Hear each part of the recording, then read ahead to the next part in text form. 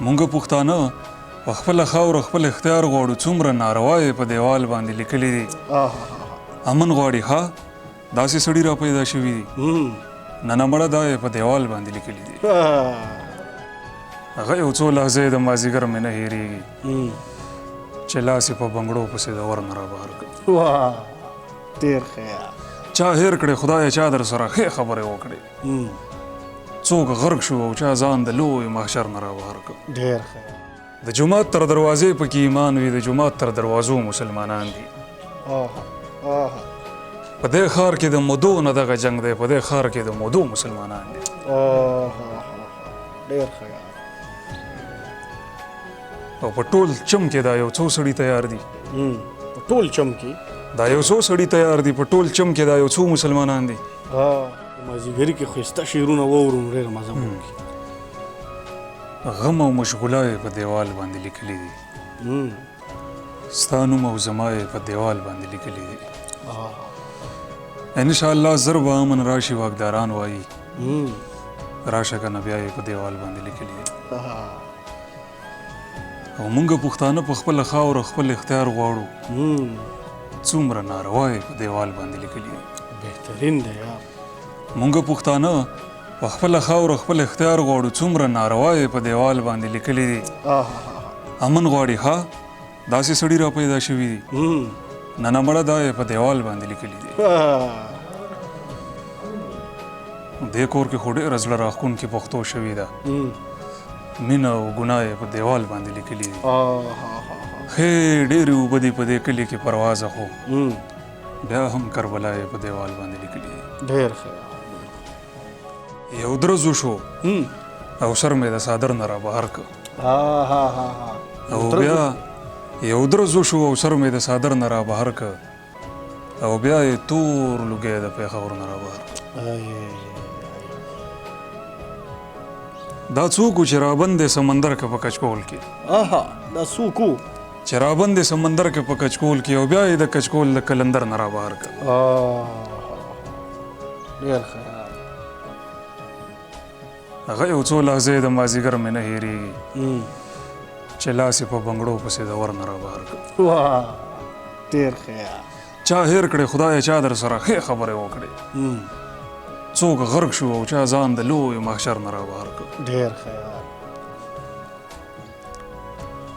پرواز یمه چې خپل یې کړم څوک وختل اسمان ته او څوک مې د لوګي لوګي نختر نه رابهر کړ. ډېر خبرو او د خلو مسلمانان دي. دا د دریو کلمو مسلمانان دي. د جومات تر دروازې پکې ایمان وي، د جومات تر دروازو مسلمانان دي. په دې ښار کې د مودو نه دغه جنګ دی. په دې ښار کې د مودو نه دغه جنګ دی. په دې ښار کې د مودو مسلمانان دي. ډېر خیال او په ټول چم کې دا یو څو سړي تیار دي. په ټول چم کې دا یو څو سړي تیار دي. په ټول چم کې دا یو څو مسلمانان دي. صرف حکم کوه څومره چې پکار وي. دا پروازه د پیسو مسلمانان دي. لاس مې ورکړی که مې لاس د محبت اخیستی. اوس خپله وینه څکمه اوس مې دا عادت اخیستی. لاس مې ورکړی که مې لاس د محبت اخیستی. اوس خپله وینه څکمه اوس مې دا عادت اخیستی. خلک نیتونو لیوني کړل یو بل خوري لګیا دي. او ما په داسې وخت کې هم انسانیت اخیستی. ډېر خیال که په رضا نه وي په زور دې راولمه ورته ما مې د زړه نه د بلا مو دې رشوت اخیستی. ډېر خیال زه خپله مور کعبې ته وړم خلک خپل ځان رسوي. خلک جنت په سر راخیستی او ما جنت اخیستی. ډېر خیال پرواز د زړه مني که نه دا یې قسمت خراب دی. د زلالت واخیسته او که زلالت اخیسته. ډېر خیال دلته روانو یو وختو تیر شو. داسې بارانو یو وختو تیر شو. اوس چې تیرېږې ځمکې ته ګوره ستا به دورانو یو وختو تیر شو.